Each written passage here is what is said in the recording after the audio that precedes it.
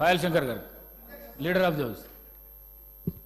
Speaker sir, పెద్దలు శ్రీనివాస్ రెడ్డి గారు శాసనసభ్యులుగా, మంత్రిగా, ఇదే సభలో స్పీకర్గా సుదీర్ఘమైన అనుభవం వారికి ఉన్నది. మాజీ ముఖ్యమంత్రి చంద్రశేఖరరావు గారితో కలిసి పనిచేసిన సుదీర్ఘమైన అనుభవం కూడా వారికి ఉన్నది.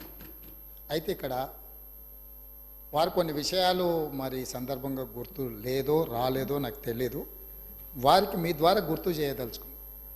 2011 సంవత్సరంలో శాసనమండలి ఎన్నికలలో భారతీయ జనతా పార్టీ టీఆర్ఎస్ పొత్తు పెట్టుకున్నారు.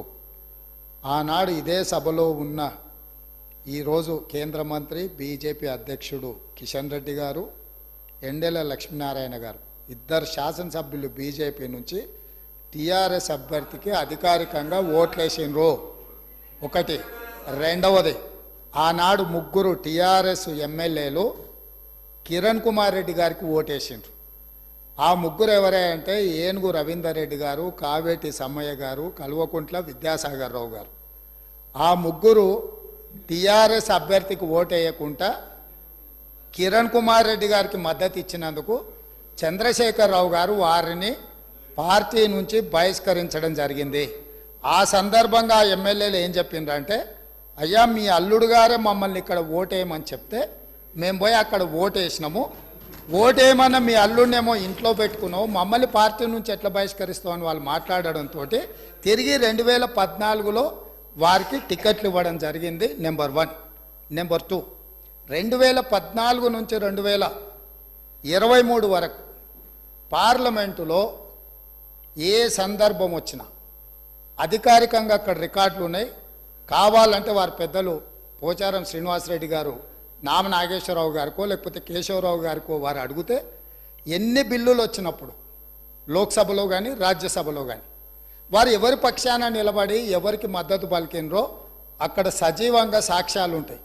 3 తలాక్ కావచ్చు, 370 ఆర్టికల్ కావచ్చు, రైతు వ్యతిరేక నల్ల చట్టాలు కావచ్చు, జిఎస్టీ కావచ్చు, నోట్ల రద్దు కావచ్చు, ఇట్లా చెప్పుకుంటూ వెళ్తే కొన్ని వందల బిల్లులు లోక్సభలో రాజ్యసభలో వచ్చినప్పుడు టీఆర్ఎస్ పార్టీ స్పష్టంగా ఒక సందర్భంలో రాజ్యసభ సభ్యుడు అక్కడ బిల్లు ఉన్నదంటే ప్రత్యేకమైన విమానం వేసుకొని పోయి మోడీ గారికి అనుకూలంగా ఓటేయడం జరిగింది.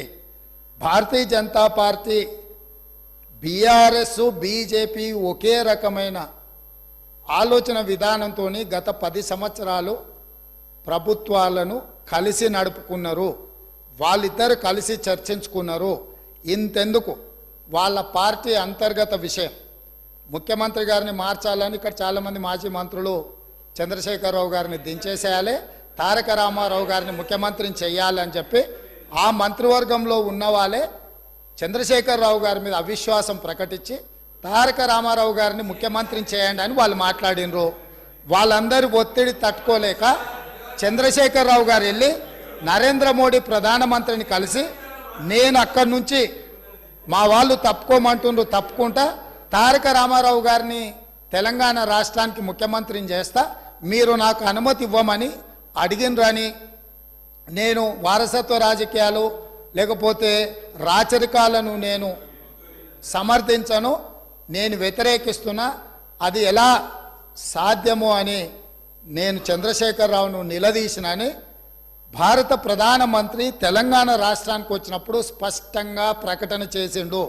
ఇప్పుడు పెద్దలు శ్రీనివాసరెడ్డి గారిని నేను అడుగుతున్నా, మీకు ఎలాంటి సంబంధాలు లేకపోతే, అనుబంధం లేకపోతే, ఆయన అనుమతితోనే మీరు నిర్ణయాలు తీసుకోకపోతే మీ పార్టీ అంతర్గత వ్యవహార ముఖ్యమంత్రిని మార్చుకోవడం అనేది, అట్లాంటి విషయం కూడా మోడీ గారి అనుమతిని అడిగిందంటే మీ బంధం ఫెవికల్ బంధం.